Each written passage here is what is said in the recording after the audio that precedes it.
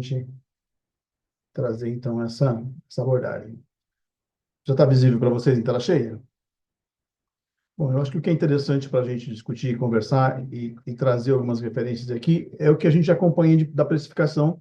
Como o Vianney falou, a gente tem desde 2015 já essa estrutura da queda de preço no Brasil, né? Então, por exemplo, pensando no presencial. E se eu trouxer, se a gente referenciar aqui 2024, esse era o nosso valor de mensalidade, pensando no presencial como sendo a mediana, ou seja, 50% de toda a oferta no Brasil, tendo ali um modelo de presencial que já não é tão presencial assim, lembrando que a gente tem possibilidade de até 40% de virtualização nessa entrega, esse valor. E quando a gente chegou na pesquisa de 24, chamou a atenção que a gente percebia ali uma espécie de ponto crítico, um ponto onde a gente via esse escalonamento, mas aqui ele começou a ser um pouco menos impactante. O EAD, da mesma maneira, a gente viu ali uma queda até um pouco mais acentuada. Hoje a gente está falando de uma referência para o EAD em praticamente R$ 210, quando a gente está falando do valor cheio do EAD. Eu estou colocando aqui junto o semipresencial, se a gente separa isso, obviamente, os cursos semipresenciais, as engenharias no EAD ou a saúde no EAD, ela tem um ticket médio que às vezes vai, um ticket médio ou um valor de mensalidade que é muito superior a 210. Então, nessa estrutura, o que é importante dar uma olhadinha é nesse contexto. Se eu atualizar pelo IPCA o valor de 786, que é o de 24, a gente está falando de uma referência de 824 aqui. Desculpa, 786 para 25, então eu estou falando de R$ 824 aqui, que seria o nosso parâmetro para a gente dar uma olhada no que é que a gente encontra hoje da pesquisa. Quando a gente pega a referência da pesquisa atual, a gente está falando de praticamente já 3 meses em atividade com o meu time Roper, uma equipe técnica fazendo a consulta, com 82% já coletados os dados. Eu estou falando, para vocês terem uma ideia, de cursos válidos aqui, ó, 18 mil cursos válidos, praticamente. Então, dentro dessa estrutura, desses 15 mil cursos coletados, o valor de referência até o momento é 834. Então, se a gente vai fazer uma avaliação do 824 para 834, aquele esboço do zero ponto, do ponto de impacto ali, ele começa a mostrar um certo movimento até esse momento. Normalmente, para a gente finalizar a pesquisa, a gente chega em 94, 96, mais ou menos. Então, eu tenho ainda aqui, olha, uns 12% de coleta. Esse preço deve cair um pouquinho aqui ainda, mas, de novo, é como se a gente estivesse percebendo, de alguma forma, que nessa oferta do presencial, a gente, além desse maior interesse pelo prospect ou pelo alunado atual, por um produto que tenha mais presencialidade, isso está engajando aqui. Isso trouxe um cenário, no mínimo, de estabilidade ou parece insinuar uma curva ainda desse ponto crítico. Numa expectativa de leitura, quando a gente está olhando alguns desses mercados menores, e principalmente, então, mercados maiores igual São Paulo, a gente já encontra assim um desenho onde a gente pode ter ali uma semente de futuro, pensando em cenários prospectivos, onde talvez esse preço já comece a dar um significado de aumento ou de uma melhoria até certo ponto. Claro, de novo, a gente está olhando o Brasil. Se a gente recortar isso pelas grandes regiões ou por outros mercados, pode ser que a gente tenha uma diferenciação nesses valores, tá? Ô, Então, dentro Paulo, dessa estrutura, é o que a gente tem até o momento. Oi, Vianney. a gente pode dizer que parou de cair o presencial? O presencial dá para dizer isso já. Parou de cair. Galera, ó, então isso é uma notícia super relevante para o segmento. É super relevante essa notícia, que nós estamos há 11 anos dizendo continua caindo, continua caindo, continua caindo. E o Paulo Prestes está trazendo notícia para vocês que não é fantástico, mas é uma notícia alvissareira. Parou de cair, tá? De novo, Pode ser. Vianney, a gente está falando do cenário Brasil. Claro que eu posso Não, encontrar não, as exceções mas... sempre tem, claro, mas Uhum. parou de cair. Vida que segue. Devolver a bola. E se a gente vai fazer uma abordagem em relação ao que a gente tem de mais nobre no mercado hoje, no sentido de uma operação, a gente está falando dos valores de referência para a medicina. Então, a pesquisa de medicina ela já está muito mais avançada, no sentido de que eu tenho já um dado mais consolidado, e esse daqui é o resultado quando eu olho 2025 para a medicina. Vamos pensar o seguinte: tem 3 box plots aqui, tá? Eu tenho, primeiro, só IES privada. Quando eu pego só IES privada, os menores preços vão de 7.184 até 25 menores preços, né? 9.760. Quando eu pego os melhores, onde poderia pensar ali numa classificação de uma entrega mais de nicho, tá? Eu estou falando dos 25 mais caros, de 11.837 até 14, 15 mil reais aqui. Então, esse daqui é a fatia mais nobre e essa daqui é aquela que eu tenho um pouco mais de interior até certo ponto a oferta. Então, isso daqui eu só estou falando das privadas. Se a gente vai fazer um recorte, pensando que na hora de pensar, de avaliar um mercado, que às vezes é até local, interior, eu tenho a presença de uma IES municipal, da qual ela tem um significativo impacto, aí eu estou falando dessa referência de preço. Os menores preços de R$ 5.185 até 6.000, 25% daqui, e os maiores preços de 23, desculpa, de 9.392 até 13.000. Então, aqui está o melhor preço quando eu estou olhando municipal. A gente sempre fez essa avaliação, até o ano passado, a gente procurava trazer, publicamente a gente fazia, mas era esse contexto aqui, quando eu estou olhando o que está disponível para o aluno, um produto. Todo mundo junto, tá? Então eu coloco a municipal junto com esse pacote, e eu estou falando de um valor de referência de 10.629 como mediana. Então 50% de toda a oferta no Brasil hoje, da medicina, ela está nessa referência aqui. Praticamente, deixa eu pegar aqui, sem pegar outlier, 6.290 até o 10.000. Onde que eu tenho um menor valor? Eu tenho aqui. Isso tem um significado quando a gente vai olhar exatamente essa estrutura, que é isso daqui. Olha. Quando a gente está percebendo esse movimento, por mais que seja uma classificação inicial, por mais que a gente tenha uma percepção só desse mercado, já dá para ter uma percepção muito clara de que existe uma entrega um pouco mais nichada, até certo ponto, que ela está fazendo uma referência a uma entrega onde eu tenho um valor muito maior de mensalidade, um ticket médio muito maior, e, obviamente, as questões de entrega para esse aluno, para esse prospect, ela também tem um impacto maior quando a gente pensa em qualidade. De uma maneira geral, a gente encontra também em contrapartida uma oferta menor, que faz sentido a gente entender que para mercados menores, eu vou ter um comportamento de setor, de mercado, diferente desse daqui para esse daqui. É como se a gente pudesse pensar que, em dado momento, o mercado dá algumas respostas diferentes para a IES, que tem uma oferta de medicina aqui e também tem uma oferta de medicina aqui. E olha só, para a gente fazer algumas provocações aqui. Se a gente vai olhar essa estrutura, querendo entender esse desenho, observa só, isso aqui são alguns clippings de alguma divulgação de algumas IES, e observa só, mensalidade integral, 12.075. Desconto pontualidade para esse curso, 7.245. Às vezes, esse contexto todo, ele é mais do interior, em algumas situações. Olha só esse, ó, R$ 9.110 é o valor bruto da mensalidade.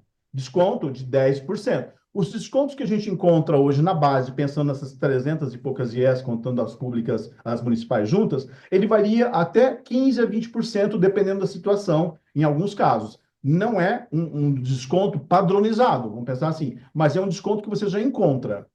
E olha só, se a gente pegar isso aqui, ó, valor, olha só como que é feita a comunicação. Aí é a estratégia de como que você faz essa abordagem do mercado. Desconto regular com 50% de desconto já. Ele já fala que esse valor aqui, ó, já tem 50% de desconto. E quando no final, se você for encontrar pelo pagamento até 2 dias úteis, o desconto é de 5%. E se a gente pegar um outro caso aqui, olha, medicina, 12.000 por, olha o Depara já, olha o vício do Depara, 10.200.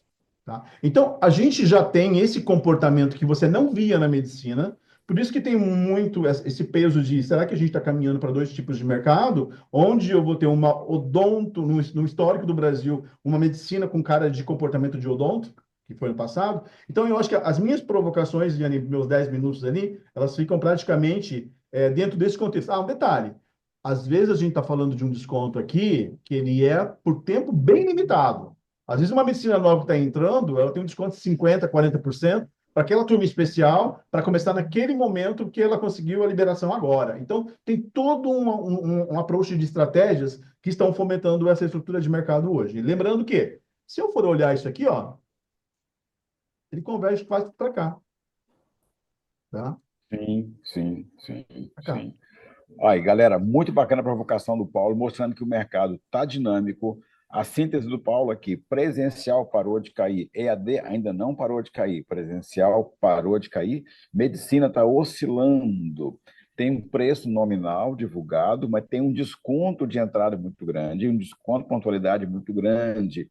E nós vimos lançamento de medicina em dezembro, janeiro, a 5.200, 5.500, 6.000.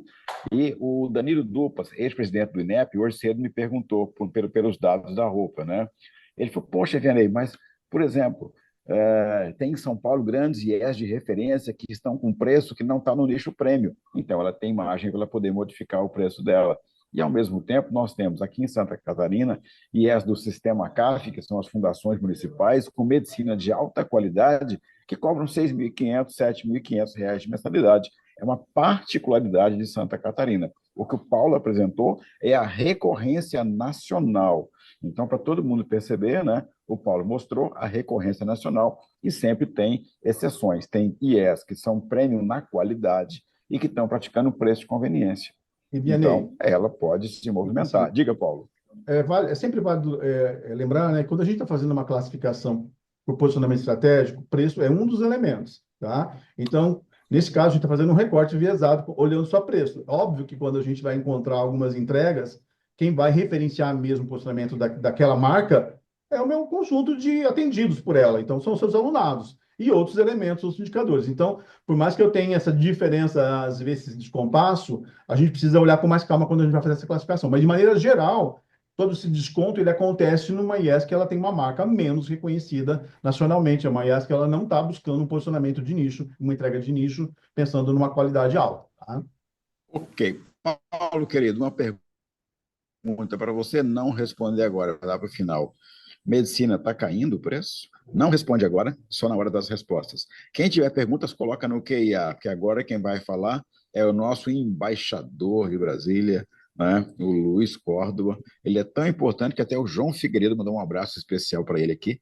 Então, Córdoba, querido, é com você agora. Você tem até 20 minutos aí para tocar o terror aí. Vai lá. Muito obrigado, Vianney. Obrigado aí pela ilustre participação, né? Nem tanto. É uma honra, na verdade, a gente se sente bastante honrado em participar desse ombreando com colegas aqui de tão importante assunto. Peço perdão porque me demorei um pouco aí no início da apresentação, problemas técnicos. Minha esposa fala que tecnologia não é uma ciência exata, é esotérica. Fato é que cá estamos. Eu vou pedir ajuda para alguém que está com a apresentação do slide, passar para mim, por favor. Isso era só para fazer uma introdução mesmo, para poder dizer qual era o tema. E eu me permito começar com uma reflexão de 4 pontos, tá? Que eu acho que vale a pena a gente tomar um patamar de que não é somente o segmento educacional, não é só neste momento que passamos por esta situação econômica de redução de preços, né? A área de energia elétrica, por exemplo, estive andando pesquisando, não sou da economia, mas estive olhando, a área de geração de energia fotovoltaica nos anos 2003 gerava-se 1 kW por 8 a 9,5 dólares. Hoje ele está menos de $1, variando de 0,7 a 0,9. Claro, ali tem um aumento da oferta e a evolução da tecnologia embarcados. Mas não deixa de ser também uma questão que eu vou abordar mais ao final, que é da chamada hiperoferta e a comparação entre oferta e ocupação. O resultado, eu gosto de olhar mais para a perenidade do que pelo resultado imediato. Paulo trouxe aqui, claro, não é uma promessa, né, Paulo? Mas existe talvez o início de uma estabilização, e isso talvez seja importante para nós gestores, mostrando de que chegamos num patamar que, para baixo disso, vai comprometer e pode comprometer a qualidade da entrega dos serviços. Então, talvez a gente tenha que fazer essa reflexão e olhar não para o curto prazo do resultado do EBITDA, do meu resultado operacional, do meu lucro líquido deste ano, mas da perenidade das instituições. Esta talvez seja mais importante do que o resultado inicial, se ela não tiver uma perenidade para garantir a continuidade. E na economia, não sou economista, volto a falar, mas preço é afetado diretamente pela dinâmica, né, da famosa lei da oferta e da demanda. Nesse sentido, vai fundamentar o que eu vou apresentar com a ajuda da Roper, com os dados que nos foram compartilhados, essa questão da taxa de ocupação. Então, a hiperoferta vai mostrar um pouco como é que isso causou, né, no comportamento. E finalizo com a distinção que também acho relevante sobre preço e valor. Parece a mesma coisa, mas preço é aquilo que é cobrado, né? Valor monetário, e valor é aquilo que é percebido. Me permito, inclusive, já fazer um grifo aqui. Percebido. Guardemos essa palavra, que é o valor percebido pelos nossos estudantes, o quanto eles estão dispostos a pagar preço daquilo que oferecemos. Por gentileza, o próximo slide. E eu não vou me ater a ele, já foi apresentado, aliás, muito mais bem detalhado, é uma simples reprodução dos valores e dos preços que o Paulo já trouxe. Vou me permitir pular neste slide, não é necessário repeti-lo. Aqui eu faço, então, um breve olhar sobre o crescimento, olha, a educação do Brasil como um todo. Tá? Aqui já faço uma ampliação entre público e privado, e o crescimento de como a participação do segmento privado contribui para a educação superior no Brasil como um todo. Os dados do INEP no censo nos mostram que dos anos 1980 até 2024, a participação do segmento público cai de 35,7% para 20,7% das matrículas dos alunos estudantes na educação superior. E o privado, obviamente, ocupa essa redução, passando de 64,3% para 79,3%, arredondando 20%, arredondando 80%. Ou seja, de 80, cada 20. 4 estudantes. Oi? 80-20. Então, para cada 4 estudantes aqui, um está na instituição pública e 4 estão na instituição privada. Chegamos no diagrama de Pareto, né, João? 80-20. Bom, e isso causa, por isso eu coloco em negrito ali, a hiperoferta, e é o objeto dos 2 próximos slides, especialmente carregados pela hiperoferta na modalidade EAD. Além disso, tem outros, tem ganhos de escala, a própria guerra de preços. Vejo que temos aqui da concorrência acirrada a presença de outsiders, né? Players que não são nativos da educação, olham a educação meramente como um valor de um ticket, como um valor de uma mensalidade, como um CPF, e não olham o estudante como estudante. Isso, de alguma maneira, também não deixa de prejudicar, não deixa de impactar o segmento da educação, especialmente para aqueles que me coloco e coloco aqui a presença dos colegas, levam a educação a sério. Porque, como eu coloquei lá no início, passei batido, mas, assim, esse nosso tema de hoje, ele não é um tema somente econômico, ele é educacional e social. O acesso à educação, ele precisa ser garantido, mas ele precisa ser garantido com qualidade. Então, essa concorrência acirrada, agravada pelas presenças dos outsiders, também são fatores. Não vou me atentar a todos eles, gostaria de ficar apenas nesse que eu coloquei em negrito, e peço, por favor, o próximo slide. Nele, a gente vai ter um pouquinho mais de olhar. Peguei, obtive, ganhei, né? O João Vianney compartilhou com a gente, roubei, num bom sentido, este gráfico, e nele nós conseguimos observar várias coisas. A oferta anual, o quanto cresceu, passamos de 8,1 para 24 milhões de vagas. Isso já chama atenção. Crescemos 304% de oferta. Enquanto que a ocupação, no mesmo período, sai de 7,8 para 10 milhões. É um crescimento bom? Claro, é um crescimento bom. Estamos falando aí de quase 3 milhões, 2 milhões e 100 de novos estudantes que ingressaram na educação. Importantíssimo. Mas isso representa 28% quando comparado com os 304. Se segregamos somente no EAD, cresceu 640, enquanto a ocupação cresceu 377. Nossa, cresceu muito também, mas muito menor. E quando olhamos lá para o presencial, a oferta de vagas cresceu em 10% e a ocupação destas reduziu em 21,4%. O que isso nos mostra, pessoal? Eu acho que isso aqui traz, talvez, a análise. Eu disse lá no começo que a gente vai olhar, né, fato, causa, ação. Então, o fato já foi mostrado, o decrescimento. Causa são diversas. Estamos olhando agora sobre essa perspectiva da hiperoferta e o que eu chamei de taxa de ocupação, que é a próxima barrinha que eu vou pedir para colocar. Com isso, nós olhamos, se dividíssemos ali simplesmente o número ocupado de alunos com o número de ofertas, ocupávamos 96% das vagas ofertadas. Isso decresceu. No total, hoje, ocupamos apenas 40% no total. Só porque, se fizermos a comparação do EAD para o presencial, no EAD nós só ocupamos 25% das vagas ofertadas.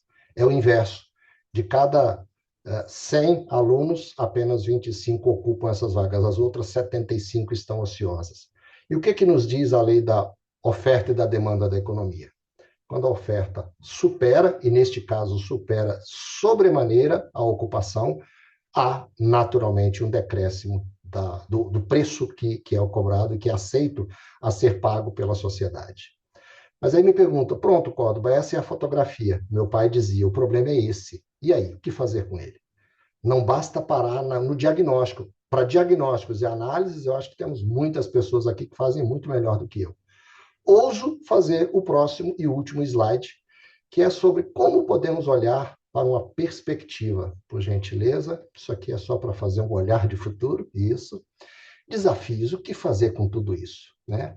No nosso colo, dos gestores, temos todos esses elementos. Decréscimo, pouco interesse, não vou nem fazer um olhar sociológico, mas a representatividade do interesse pela educação formal, que é decrescente pelos jovens, não tenho capacidade para falar sobre isso agora, mas é fato.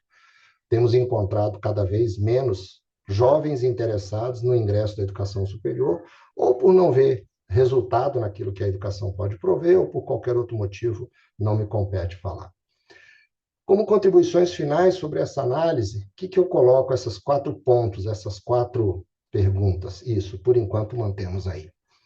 Posicionamento. O que cada um de nós gestores vamos nos resolver? Posicionamento. Varejo, brigar, Oceano Vermelho. A propósito, eu estava olhando quando fui pegar o autor do Oceano Vermelho, por coincidência, tá? Este ano, de 2025, completa 20 anos que o livro do Oceano Vermelho e Oceano Azul foi lançado. Foi lançado em 2005. Curiosidades à parte. Posicionamento de valor, posicionamento de marca, perdão. Varejo ou nicho. Vamos brigar pelo Oceano Azul e ali navegar com alguma coisa nichada, com alguma coisa de valor, ou vamos continuar competindo com o varejo, preço a preço, R$ 99,00, como o João Vianney bem colocou na apresentação do início, de que temos coisas custando um preço muito abaixo do que seria razoável. Trago aqui como elemento que preço não é o mesmo que valor. Preço, repito, é aquilo que é o valor monetário cobrado, e valor é o valor percebido, por isso chama a atenção. Como obter dos nossos estudantes uma percepção de valor?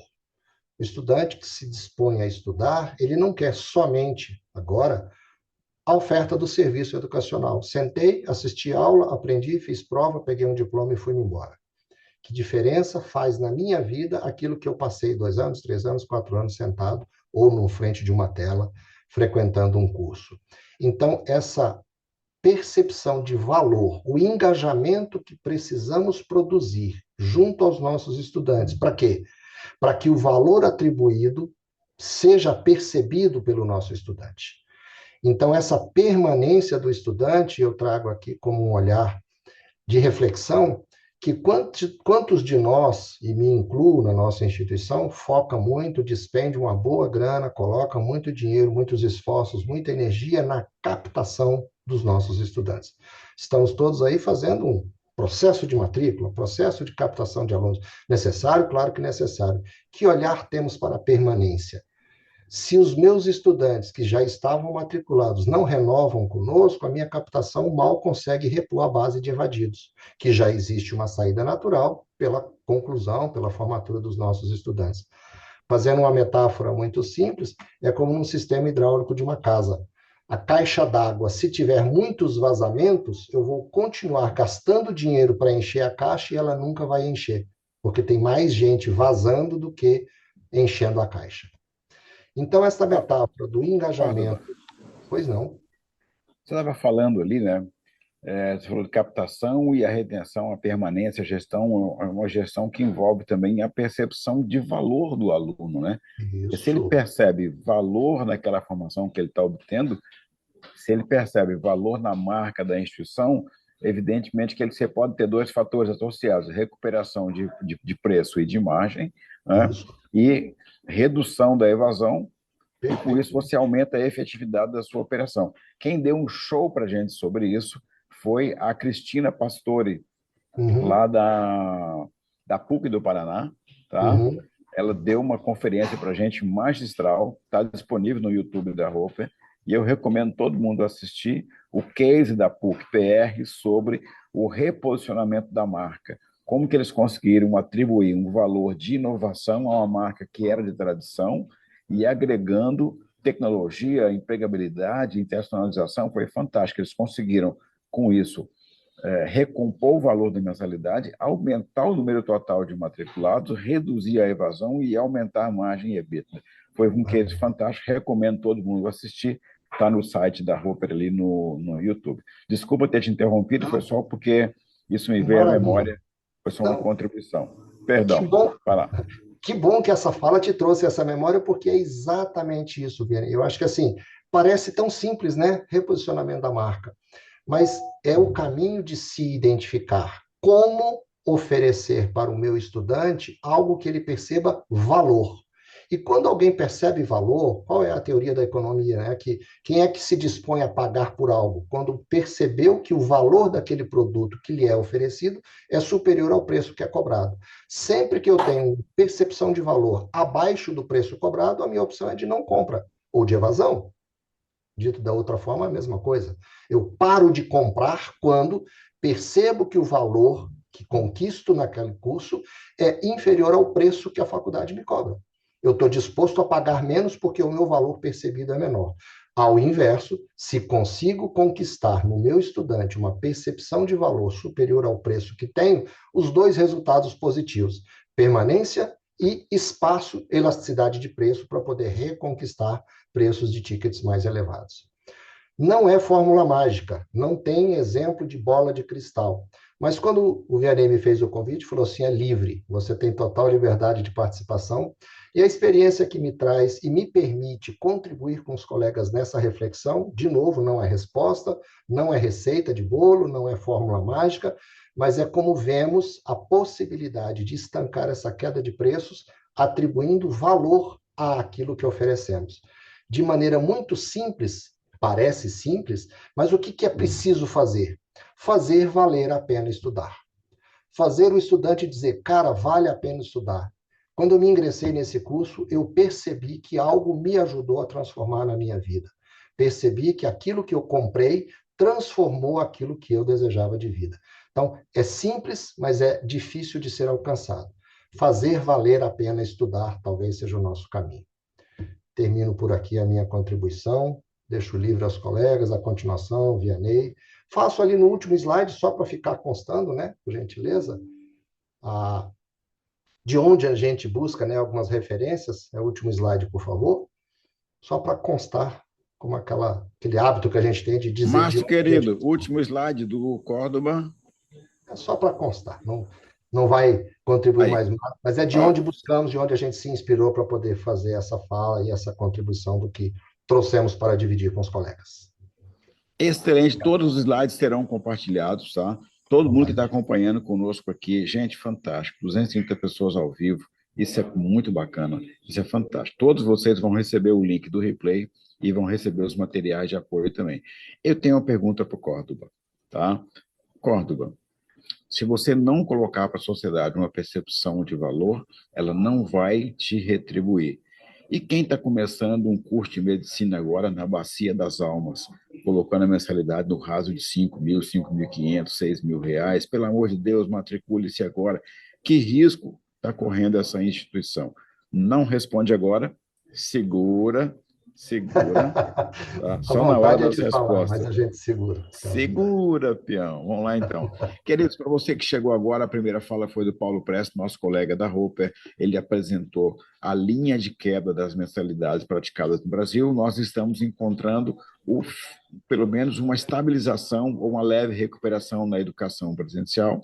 A EAD ainda não é possível afirmar a mesma coisa, ainda continua uma tendência provavelmente de queda, mas o presencial pelo menos parou de cair e pode ser que recupere 0, alguma coisa. Quem acabou de falar agora foi o Luiz César Córdoba, nosso colega da UBEC. Ele é superintendente de operações da UBEC, fica lá em Brasília, onde tem a Católica de Brasília, e eles têm mais 8 instituições também, entre a educação básica e ensino superior, e o Córdoba é o superintendente de operações. E quem vai falar para você agora está com essa camiseta lindona, tá? Essa camiseta dos milionários do Vale do Silício, a camiseta preta, né? Ali com o logo ali e tal, e a corporação que ele defende as cores é a Uniso, é a Universidade de Sorocaba, e ele é o reitor, tá? E ele vai trazer para você uma leitura, uma contribuição muito bacana, um novo olhar sobre esse cenário da guerra de preços no ensino superior. Então, agora o reitor, Rogério Profeta. Olha lá. Muito bom, Vianney, obrigado. Eu gostaria, primeiramente, de começar agradecendo a presença de todos e dos meus colegas que trouxeram, assim, muitos insights bastante interessantes sobre esse fenômeno que está acontecendo no ensino superior há algum tempo, apurado aí pela Roper há 10, 12, 13 anos, e que é um fenômeno recorrente. Quer dizer, não é um raio que está caindo na nossa cabeça como uma maldição, né? Ele acontece recorrentemente e ele precisa ser trabalhado pelas equipes de gestão. Isso é inalienável. Ninguém vai nos defender lá fora das dificuldades que enfrentamos em relação ao preço. Pode passar, por favor? Bom, a gente percebe que guerra de preços basicamente é redução agressiva, uma correção aí, redução agressiva na, na prática de preços. Creio que todas as IES têm noção de qual é o seu valor de face e qual é o valor do seu ticket líquido por produto, por curso que você oferta. Então, quando isso começa a afetar de maneira bastante ampla as atividades da instituição, é preciso tomar cuidados, né? A guerra de preço também acontece em função de uma busca desenfreada por captação de alunos ou por aumento do tamanho da instituição. E ali reside outro grande perigo, porque se você não tiver acuracidade de dados, você com- incorre no risco de ter um preço que não vai se sustentar e você não vai conseguir garantir as operações por conta daquilo. Isso leva a você, ao provocar redução de preço, por rever os seus preços, você vai provocar reação da concorrência. A concorrência vai ficar atenta a isso, normalmente, e isso pode te levar a prejuízos financeiros. Eu creio que o Córdoba colocou muito claramente isso na hora que a gente fala de do tempo médio das ações e reações, né? Quanto tempo leva para você, quanto tempo você consegue permanecer numa guerra de preços e que impacto isso vai ter no médio e longo prazo? Normalmente tem impacto no setor inteiro, nós estamos sentindo isso na educação como um todo. Estamos vendo esse fenômeno acontecer já na medicina, e as decorrências para a medicina, não é difícil fazer profecia em relação a isso. Todos nós sabemos o que vai acontecer com os cursos de medicina. Não precisamos nos delongar muito com relação a isso. Vai haver impacto também nesse segmento da educação superior. Por favor, pode passar. Bom, para a gente, para podermos trabalhar isso, né, o ponto que eu enfoco como mais importante, o Córdoba já falou da diferenciação, da marca, da segmentação, ele falou também da fidelização, no sentido de você melhorar a permanência do aluno, e eu olho muito para esses dois últimos pontos. A eficiência operacional. Quer dizer, se você tem limites muito claros, se você sabe exatamente por onde vai andar em termos operacionais, conhecendo detalhadamente, pontualmente, todos os centavos que circulam na instituição, sejam eles para pagar suas contas ou sejam eles para, em termos de entrada de caixa. Isso passa a ser relevante e eu arrisco a dizer que ainda não é o forte das instituições de ensino ter cuidado milimétrico com essa questão financeira. É uma preocupação que isso ainda aconteça em algumas instituições, não generalizo, né, mas é muito importante. E quando você quiser pensar em diferenciação, é interessante que enxergue condições de estabelecer parcerias que sejam, de fato, ganha-ganha. Quer dizer, trabalhar em conjunto algumas variáveis da sua oferta, dos produtos, dos serviços que você oferta, pode ser uma alternativa para você conseguir minimizar os problemas advindos da guerra de preços, né? Pode passar, por favor? Bom, nós vivemos um mercado regulado, né? A educação superior, a educação no Brasil é uma concessão. Você obtém concessão nas diversas esferas do país, do estadual, municipal, federal. De qualquer forma, nós temos órgãos reguladores.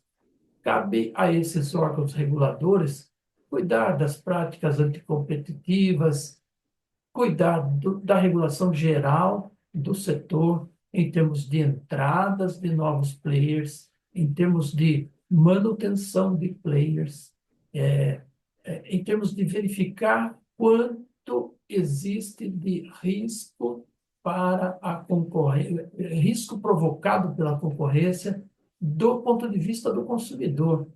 Devemos sempre lembrar que o consumidor ele estaria à mercê do mercado se não houvesse algum tipo de regulação. E é comum a gente sofrer, né, no Brasil com a regulação e ter uma tendência de terceirizar para o modelo de regulação que temos as responsabilidades pelos resultados que estamos conseguindo. Eu não arrisco entrar por esse caminho, porque nós temos a responsabilidade da gestão e a regulação não passa por nós. Nós fazemos parte de um sistema que tem os seus métodos de regulação. A regulação, o principal ponto que ela deveria ter em seu cuidado seria garantir que haja concorrência regulada.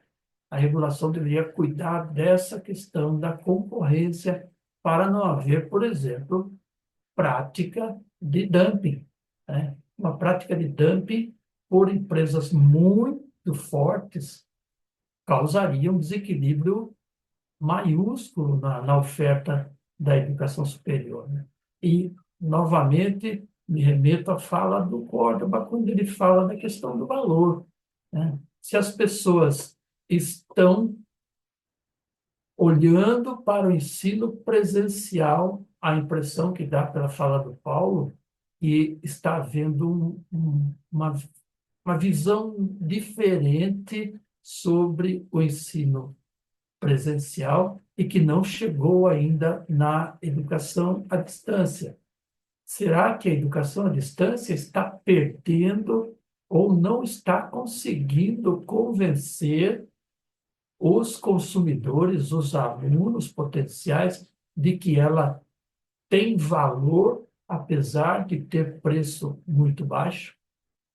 Então, é uma questão fundamental. Se daqui a pouco isso não for mais reconhecido, não adianta baixar o preço para 99 centavos.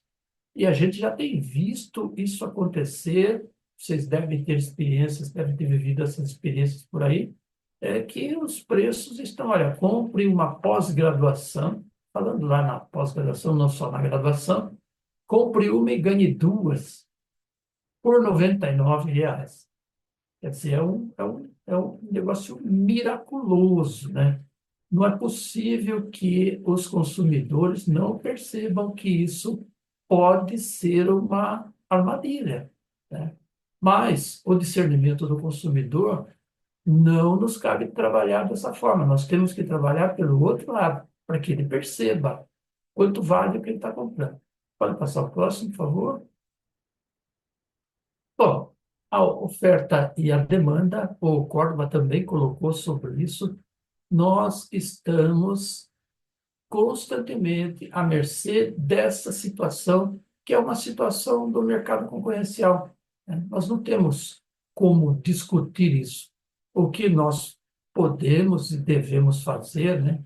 E aí não cabe a mais ninguém, Caberia alguma coisa no Brasil aos órgãos de regulação controlar o volume de oferta para evitar que aconteça o que está acontecendo, para minimizar isso. E também controlar a permanência da oferta. Porque se continua a permanência de oferta de baixa qualidade, os preços continuam caindo e há uma perda geral para a sociedade. Pode passar o próximo, por favor. A nossa regulação ela é bastante disseminada. O MEC nos regula a maioria das instituições de ensino superior, a CAPES regula a oferta de cursos de pós-graduação e tem várias situações permeando nos estados e municípios com regulações muito próprias. O estado de São Paulo tem algumas instituições que são reguladas especificamente pelo governo estadual, já tem outras que são reguladas pelo governo federal, tem outras reguladas por municípios e tal, com legislações muito próprias. E nós, como instituição de ensino, né, como players aí na questão da oferta do ensino superior, nós temos pouca flexibilidade com relação a isso. Eu sempre falo que lei é para ser cumprida e não discutida. Quem discute leis são os legisladores. Nós cumprimos leis, não nos sobra muita alternativa. E elas nem sempre são tão permósticas quanto a gente imagina. Só que nós precisaríamos, nesse caso específico, de um olhar mais responsável sobre essa questão. Quer dizer, será que tudo que está sendo vendido tem condições de qualidade para continuarem sendo vendidos? Essa é uma pergunta que eu não faço aqui para o grupo, que eu faria lá no Ministério da Educação, quando tenho acesso ao Ministério da Educação. E para finalizar, por favor. Bom, falei lá da questão da gestão. Esse é um ponto muito importante, porque quando nós falhamos na capacidade de gestão e não entendemos essa dinâmica e incorremos em vender produtos e serviços abaixo do nosso preço, além disso não ser legalmente aceito, nós estamos cavando a própria cova. Então, nós temos que tomar um cuidado muito grande com isso, porque o desfecho é conhecido. E, para finalizar, quem ganha com isso, né? De repente, o consumidor, no curto prazo, ganha. Ele está pagando mais baixo. Preços mais baixos, poxa, melhora o poder de compra dele, porque ele vai negociar no balcão. E, de repente, as instituições, para sobreviverem, criam alternativas, criam inovações e tal. No curto prazo, isso pode acontecer. Mas tem pontos negativos. Próximo slide. É inquestionável, eu gostaria que me mostrassem que isso não é verdade, que a queda da qualidade acontece e está acontecendo. E isso leva a que o setor perca a capacidade de perseguir produtos, serviços de alta qualidade. Então, ele vai perdendo margem, perdendo margem, perdendo margem. Ele passa no estado ali de que vai vender para conseguir estar existindo e vai chegar um ponto que ele desaparece. Aí vem um risco macroeconômico muito mais preocupante, que é a formação dos grandes monopólios ou pólios, com as fusões e aquisições e tal. Então, o camarada se livra da instituição de ensino dele, vai viver a vida dele, e aquilo forma um grande pacote. E essa é a maior preocupação que me chega como educador. Nós estamos correndo sério risco de banalizar a tal ponto a imagem, não da nossa instituição somente, mas do ensino superior. E aí o ensino superior fica desvalorizado, fica criticado e abre flancos aí para para que ele não venha a ser reconhecido com o valor que ele tem. O ensino superior é milenar. Ele precisa, as universidades existem há centenas e centenas de anos, e elas têm o seu valor, porque é lá que é trabalhada a ciência e a tecnologia, sem necessariamente o vínculo com o mercado concorrencial. Então, lá são desenvolvidas as inovações, a evolução da ciência e da tecnologia. Então, se a gente para de ter a condição de fazer isso, o mercado, as empresas fora da educação vão fazer. E aí nós não precisamos mais da universidade. Então, há um risco muito grande de que essa guerra de preços ela venha a dizimar com a universidade, se nós, gestores, não conseguirmos trabalhar essa questão. Ora, basicamente isso, pessoal, estou à disposição. Excelente, muito bacana. E eu vou colocar uma pergunta para o Profeta aqui agora. Profeta, você falou que poderia haver alguma ação a partir da regulação para tentar fazer um reequilíbrio das coisas. O que que você sugere, meramente como especulação, que poderia ser feito no âmbito regulatório? Não responde agora, tá? Ok, Então, obrigado. as perguntas para vocês três estão no QIA. Eu coloquei uma pergunta de partida para cada um de vocês, que vocês vão responder imediatamente após eu mostrar aqui a programação da Roper. Você ainda pode colocar uma pergunta nova no QIA agora para ser respondida. E a Roper oferece para você essa bateria de webinars aqui, porque nós temos um grupo de empresas que nos apoiam. A Liceu é a principal ferramenta de gestão acadêmica no Brasil, ela está em mais de 400 universidades, e ela coloca na palma da mão toda a sua universidade, a sua faculdade, o seu colégio, para o aluno operar. Como o Fábio Cesp está no chat aqui, agenda com ele 20 minutinhos para ele explicar como é que funciona a ferramenta do Liceu.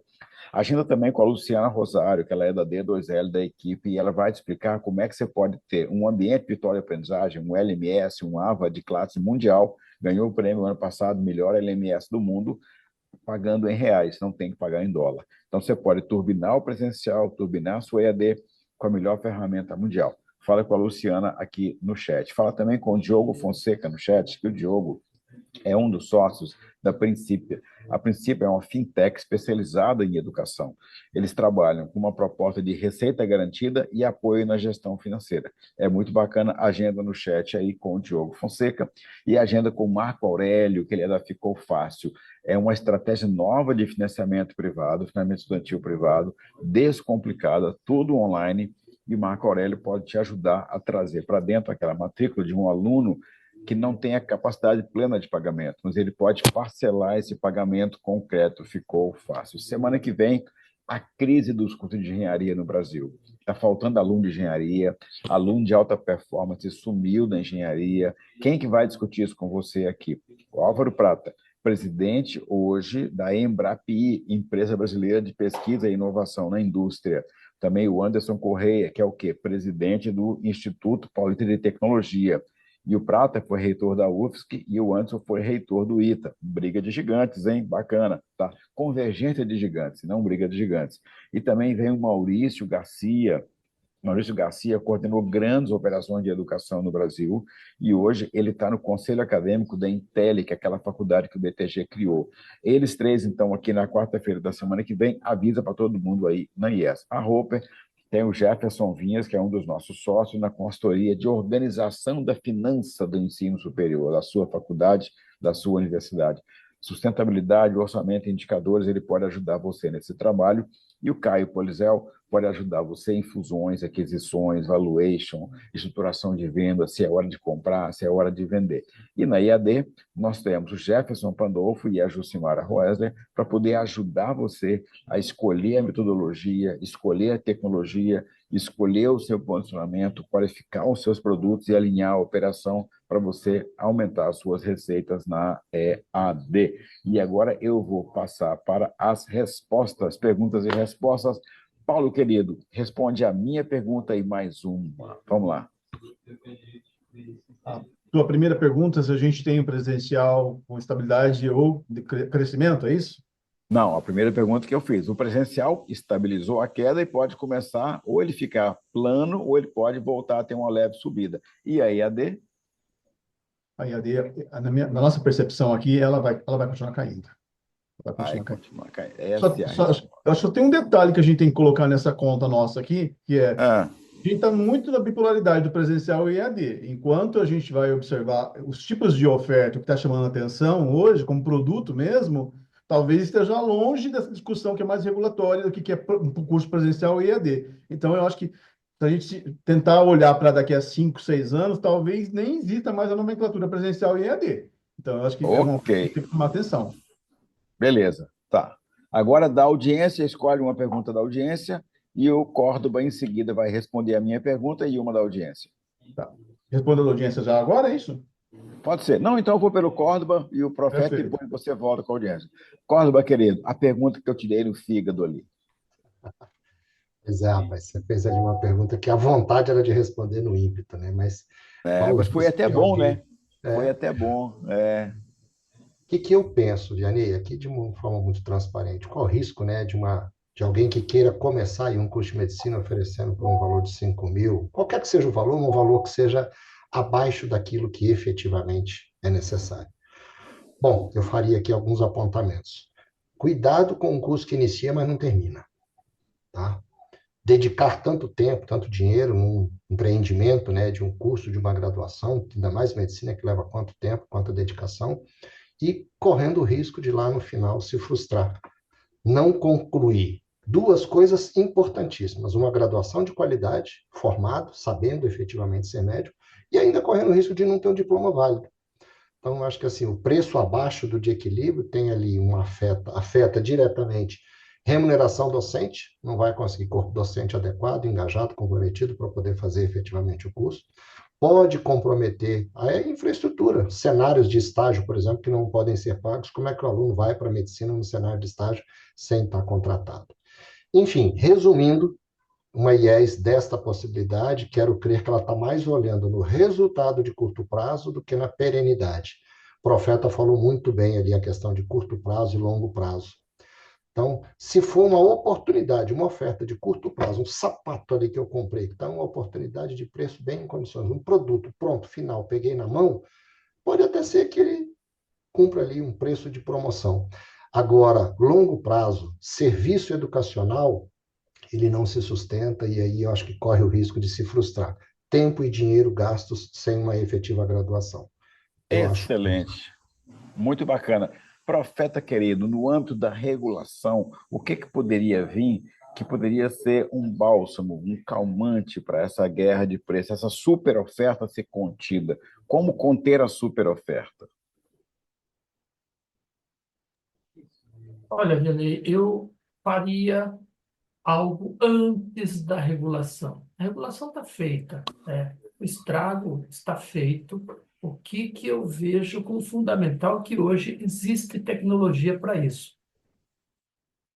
O governante, o MEC, o nosso grande regulador, já tem instrumentos, já existe tecnologia para saber o quanto de mudança, o quanto de transformação, usando a palavra dos colegas aí, a educação está fazendo para os concluintes. Já existem milhões de concluintes no Brasil. Quantos desses milhões são de uma modalidade de outra, de uma região e de outra? E o que está sendo feito com essa formação? Porque se a gente entender esse mecanismo, você vai perceber, poxa, olha, não adianta eu ofertar determinado tipo de curso em determinada região, em determinada condição, preço, modalidade, se não levar a algum resultado. E esse mapeamento, nós entendemos que é possível fazer. O governo tem acesso a todos os nossos CPFs, consegue identificar exatamente qual é a renda percebida por cada cidadão e uma correlação da renda percebida com o grau de formação que ele tem vai dar indicadores. E esses indicadores podem definir ações, políticas públicas. E eu não quero entrar na questão de definir quem vai fazer o quê e onde vai fazer o quê. E não adianta abrir faculdades aqui e acolá que não tenham condição de dar perspectiva para aquele público naquela micro-região. Ah, ele Uhum. vai migrar dali, ele vai para um grande centro e tal.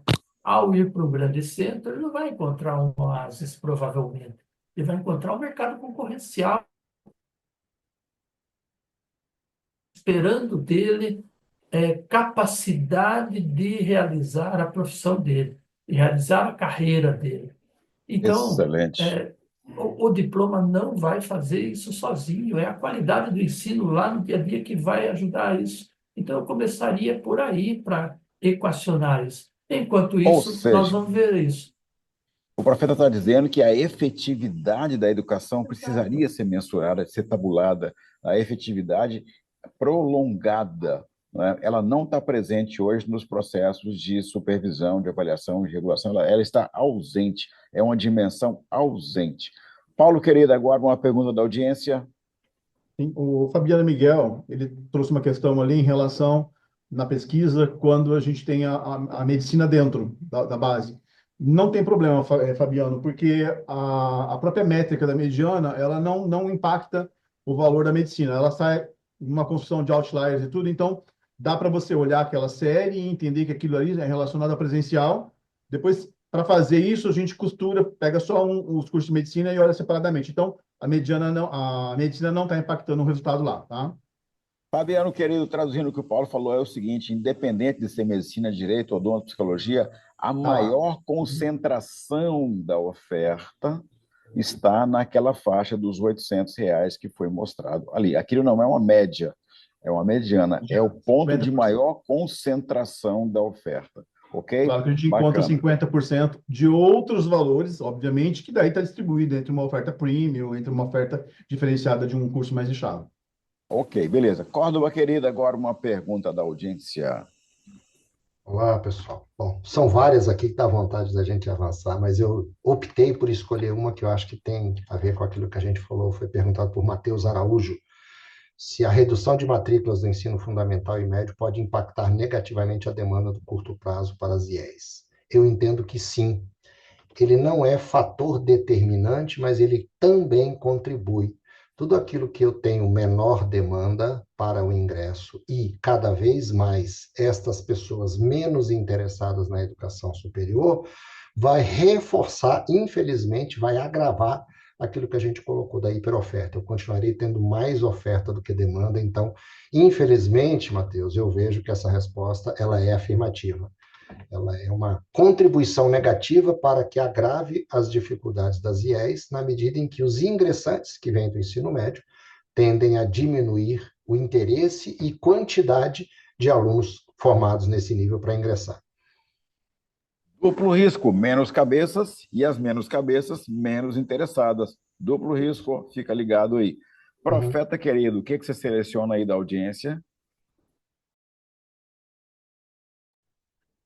Abre o teu microfone. Leia ainda, rapaz. Deixa eu achar aqui. Quem que perguntou algo para mim aqui?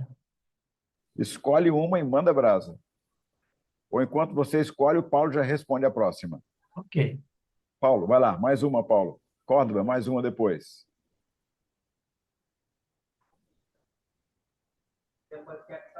Microfone fechado, Paulo. Aí. Em relação ao EAD, a gente ainda não tem a pesquisa pronta, tá? Finalizada. É perceptível ainda essa questão da queda, com exceção do semipresencial, que está classificado dentro do EAD. Essa parte, quando eu olho o semipresencial, pode ser que ela tenha um comportamento diferente, mas o EAD online, a gente ainda encontra um processo de queda, sim, na hora que olha a pesquisa. Ainda não tem uma amostra adequada para compartilhar num breve recorte, mas é o que a gente está percebendo. Ou seja, a pesquisa 2024 da Roper apontava ainda uma queda. Na pesquisa 2024, nós já tínhamos identificado uma tendência de uma queda menor ou uma recuperação nos cursos semipresenciais, são os cursos da saúde, principalmente os cursos da saúde, teria ali uma recomposição de margem, uma recomposição de preço ali. E até uma queda de alunos na EAD online, que seriam os bacharelados. Mas isso ainda vai ser refinado para 2025. Córdoba, querido, toca o terror aí, abre o microfone. Olhei aqui uma outra pergunta do Márcio Carreira, que ele pergunta se, além das concorrências entre as próprias IES, temos outros entrantes no mercado educacional. Ele exemplifica aqui cursos focados em análise de dados, que é a bola da vez. Se existe alguma pesquisa sobre isso. Sobre pesquisa, Paulo com certeza fala melhor do que eu, mas eu posso dizer que concorrência da educação superior, por incrível que pareça, se a gente analisar, a agência de viagem concorre com a educação, com a faculdade. A concessionária de carro concorre com a faculdade. Tudo aquilo que a pessoa pode escolher para onde vai destinar o seu dinheiro, ou seja, onde ela percebe que o valor atribuído àquilo que ela está comprando for mais vantajoso do que o preço comprado, ela vai escolher destinar o seu dinheiro. Isso significa que a gente pode perder a concorrência não só de faculdade para faculdade, de ensino superior para ensino superior, mas para outros entrantes de outras praças. E como que resolve isso? De novo, finalizando aquilo que eu coloquei, fazer valer a pena para a educação, o aluno interessar em cursar uma educação superior. Então, os novos entrantes, Márcio, não são só faculdades. Recentemente saiu uma pesquisa, e vocês podem ter observado, preocupante, a destinação de pessoas que têm pouco dinheiro usando as suas apostas em bet, jogo de tigrinho e similares. Tem aí, tá vendo? Eu falo e o Gianei já mostra um webinar pronto para isso. Então, verdade, Márcio. Outros entrantes concorrem conosco para além dos próprios players da educação superior. É fato, é verdade. Ok, muito bacana. Agora, profeta, quem que você vai selecionar da audiência aí para responder uma pergunta? Eu gostei muito da colocação do Matheus Araújo. Talvez eu não tenha sido claro a respeito do que eu digo sobre regulação. Inclusive, pela gravação, vocês vão ver que questionar a regulação é quase que uma chorumela. Olha, alguém está me prejudicando e tal. Depois que o Adam Smith postulou que existe um equilíbrio de oferta e demanda, e quando esse equilíbrio é rompido, acontecem fenômenos no mercado, essa é quase que uma lei irrefutável. Então, nós temos uma prática que permitiu que a gente tivesse esse volume de oferta em relação à demanda. Por que que a demanda não sobe no Brasil? Por que que o nosso grau de escolarização no ensino superior é tão baixo comparativamente a todos os países do mundo e até aqui na América Latina? Porque nós temos deformidades gravíssimas na educação, não é só na educação superior. Então, está faltando gente para ascender a educação superior. E quando essa pessoa chega à educação superior, ela vai com extremas deficiências que trazem para o ensino superior obrigações que vão além da nossa obrigação básica, porque nós temos que praticamente ensinar matemática, português, química, biologia, física, para conseguir formar pessoas. A palestra da semana que vem deve trazer isso à luz. Falta gente com competência em questões básicas para conseguir fazer o trabalho do engenheiro, porque ele não tem condições mínimas de trabalhar matemática, física, estatística e companhia. Então, eu não quero dizer que a regulação deve acabar. Inclusive, quando o Vianney me colocou a primeira palavra, eu disse que, olha, regular a oferta não é o caso. Nós temos que regular a qualidade do ensino que está sendo levado à população. Agora, é muito difícil fazer curso superior de altíssima qualidade, salvo as situações de nicho, com o perfil de formação muito abaixo do mínimo necessário que as universidades estão recebendo.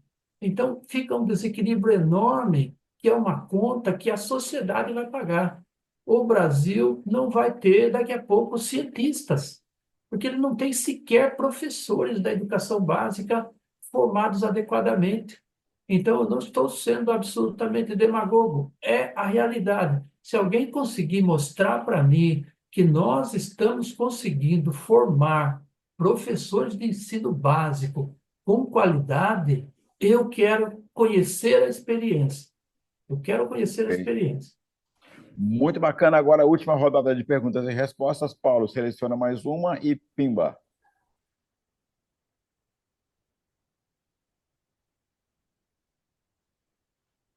Córdoba, seleciona a tua também aí. Rogério, Dá para seleciona a tua selecionar. também aí. Ok? Paulo, contigo. 3, 2, 1, abre o microfone já. Janaína, Orlando, temos alguma análise global sobre o cenário da oferta, ocupação e preços? Janaína, quando a gente fala de análise global, pensando além do Brasil, eu acho que tem um contexto que é muito particular nosso de mercado. Agora, falando de Brasil, quando a gente está olhando essa estrutura toda, aí a gente tem sim, só que eu acho que muitas vezes fica um pouco complicado fazer essa avaliação quando a gente olha nesse comportamento do mercado nesses últimos 15 anos, ele se transformou demais. Então, hoje, quando a gente está olhando, por exemplo, a oferta de graduação, não dá para a gente parar sem falar, como o pessoal trouxe aqui, na experiência que é gerada pela instituição, que é o produto. E isso, hoje, a gente encontra com muita dificuldade as IES conseguindo fazer essa mensuração. Porque, de uma maneira geral, é muito complicado para a IES hoje conseguir entender, em diversos sentidos ali, que estar muito próximo do aluno para entender se a sua entrega está aquém ou além do desejado, ela está acontecendo. Então, nessa análise global, por mais que a gente faça sem essa busca de informações primárias, ela acaba viesada. Então, hoje, a gente não tem isso. Tem de maneira setorizada. Quando a gente realiza os diagnósticos mercadológicos em várias regiões do Brasil, fica muito perceptível que essa experiência que a gente está gerando muitas vezes, ela não está sendo, às vezes, tão bem pensada assim, que na verdade é a oferta do curso de graduação. Ok, muito obrigado. E quem acabou de mandar uma mensagem para mim aqui foi o Carlos Monteiro, que é o nosso guru na consultoria educacional. E ele falou assim: parabéns, Vianney, de novo, muito bons os palestrantes. Não é mentira, talvez não dê para ler, mas está aqui, ó. Parabéns, Vianney, muito bons os palestrantes. O Carlos Monteiro mandou aqui. Carlos Monteiro, beijão para você. Córdoba, querido, última chance de você responder uma pergunta da audiência. Cara, ser referenciado aí, né? Parabenizado pelo Carlos Monteiro, autor de livro que eu usei para fazer mestrado, é um orgulho muito grande, viu? É, bacana. Muito legal. Bom, eu vou escolher uma aqui de Dorival Machado, e ele remete a um tema que a mim, pessoalmente, é muito caro, chamada permanência. Ele pergunta: acho que as IES deveriam empreender esforços em gestão da permanência, como é feito, por exemplo, nos Estados Unidos, onde há congressos sobre o assunto. Modelo de acompanhamento de egresso, eu entendo que é algo que nós, Brasil, ainda temos que desenvolver muito. Quando a gente fala de permanência, eu volto de novo, gente, é um ciclo que volta sempre no entendimento de quem permanece, quem é quem, quando tem um engajamento e uma percepção de que o valor que ele recebe pelo serviço educacional é melhor do que o preço. Então, engajamento é a palavra-chave para a gente permanecer. No Brasil, nós temos um exemplo de gestão da permanência? Pouquíssimos, pouquíssimos. Posso citar aqui, não sei se devo, se posso citar marca. Pode. É o pessoal Para das o bem aqui, presbiterianas. pode tudo. Tá, das Para o bem, pode presbiterianas. tudo. Tá certo. Mackenzie. Mackenzie, eles são um Isso. case muito bem sucedido na educação básica, os maristas são um case muito bem sucedido, onde fazem de fato um acompanhamento da permanência do estudante desde o início, o que garante o engajamento, o que garante não, mas proporciona e contribui para a permanência e contribui para esse trabalho do egresso. Então, eu acho que ele faz uma pergunta que tem toda a razão, Dorival, sobre a nossa gestão da permanência. Não é um modelo exemplar para ser seguido.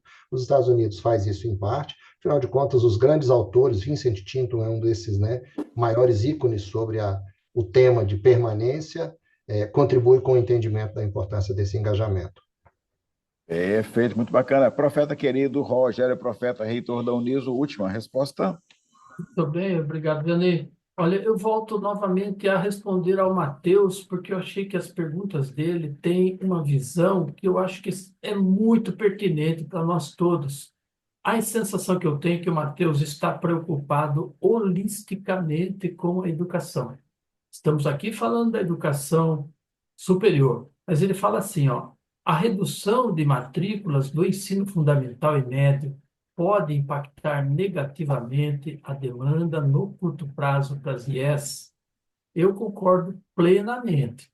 Nós temos mais de 11 milhões, o número que eu tenho na cabeça é esse, 11 milhões de crianças em idade escolar fora da escola no Brasil. Poxa, é muita gente. E as crianças que entram na escola, mais de metade delas acabam se evadindo, não tem uma gestão de permanência lá no ensino básico. Poxa, se eu não tenho a formação adequada no ensino básico, não teremos gente para o ensino superior. Por mais que nós trabalhemos permanência, captação e etc., etc., é uma questão matemática. Com esse volume de 20 milhões de ofertas, 20 milhões de vagas sendo ofertadas, 25 milhões, os números variam um pouco, nós não teremos gente para colocar nas salas de aulas. E é aí o grande calcanhar de Aquiles. Nós estamos padecendo de falta de visão mais macro da educação. E isso reflete diretamente na qualidade, né? Na Ok. qualidade de todas as carreiras. Então, Matheus, E gostei muito das suas perguntas, achei muito inspiradoras a sua participação. Obrigado. já que você gostou da participação do Matheus e que todo mundo gostou da participação do Paulo, do Córdoba e da Toa, eu quero pedir um sorriso de vocês quatro para eu perenizar aqui. 3, 2, 1. Gestão da permanência do sorriso, porque esse print vai ficar eternizado. Então, eu fiz um print aqui que vai eternizar o nosso compartilhamento desse momento aqui. Eu queria, então, agora agradecer a todo mundo que participou com a gente, a vocês três principalmente, e 30 segundos de cada um para dar um tchau para a galera aí. Paulo, vai lá. Agradecer a participação junto com o Luiz, professor Luiz, professor Rogério, uma satisfação, e poder falar de educação sempre é bom e trazer os resultados que a gente procura sempre desenhar aí o comportamento do mercado, né? E logo, em breve, aí a gente tem a finalização da pesquisa e a gente volta a conversar sobre os resultados. Grande Muito abraço. bacana. Córdoba, querido. Muito obrigado, Vianney, pelo convite. Me senti honrado, orgulhoso, assim, como eu te respondi, né? É uma honra poder participar de um importante evento como esse e dividir um pouco daquilo que a gente pensa sobre educação. A trajetória dos anos nos deu aí alguns anos de percepção e com a liberdade que você nos dá de expressar. Tema educação é o que move, é aquilo que é a nossa cachaça, né? Fazer a gestão educacional move a gente e é bom poder ter um espaço livre e aberto para falar sobre ele. Beleza. Na sua lapela é o bottom da UBEC, é o bottom da Católica. O que é esse bottom aí? Esse aqui é o bottom muito especial para mim, que eu sou bacharel em administração pela Universidade Católica de Brasília. E em 24 completou o Jubileu de Ouro, 50 anos do curso de administração na Católica de Brasília, e eu pude ser um convidado especial para poder prestigiar lá o Jubileu de Ouro do curso de administração. E que nasceu lá na W3 Sul. Hoje está em Taguatinga. Começo. Nasceu lá na W3 Sul, ali perto da Igreja Dom Bosco. Eu lembro Exatamente. direitinho. Tá? Depois fui para Taguatinga. É isso mesmo. Profeta querido. Aliás, vocês estão me devendo o campus do plano piloto, tá? Eu querendo a inauguração, tá? Em breve, aguarde. Profeta querido aí também com esse logo no peito, né? Não é nem um bottom, né? É um outdoor da Uniso, né? Lindo essa identidade da instituição, assim, espetada no peito do reitor. 30 segundos para você fechar com a galera aí. Olha, Vianney, eu gostaria de compartilhar com os colegas a nossa busca pela nossa resiliência. Nós somos educadores, eu sou administrador também, viu, Córdoba? E fui cooptado pela educação, e se tem coisa que eu não vou desistir na vida e que eu vou praticar, vou perseguir a melhoria da qualidade, do desempenho, é a educação. Nós não temos saída. E não seria uma palavra solta no ar, não. Eu confio nisso. Eu sou a primeira pessoa da minha família a ir para o ensino superior. De uma família muito grande, mais de 70 primos, para vocês terem ideia. E eu fui a primeira pessoa. E a educação transformou a minha vida. Então, eu trabalho numa instituição hoje que tem como meta promover transformações sociais. E eu acredito nessa frase que é a nossa missão institucional. Então, nosso negócio é tecnicamente educação, mas nós trabalhamos a educação como propósito. É diferente trabalhar negócio e propósito. Então, a gente tem que olhar para números, mas olhar também para o que nós estamos fazendo na educação. E pelo que eu vejo aqui, né, a maioria dos colegas trabalha com muito afinco na educação e é isso que precisamos. Muito obrigado pela oportunidade de falar com todos. A gente é que agradece, a Rupert agradece imensamente a vocês três, imensamente às mais de 500 pessoas que se inscreveram. Todo mundo vai receber o link por replay para poder baixar os materiais. Excelente, excelente produção gráfica também de vocês três. Ficamos por aqui. Quarta-feira a gente volta com a crise da engenharia no Brasil. Beijo, tchau. Obrigado, pessoal. Tchau, tchau. Prazer.